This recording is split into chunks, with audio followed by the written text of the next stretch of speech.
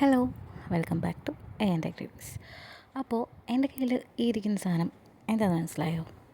അത് തന്നെ, the viral bun Musca.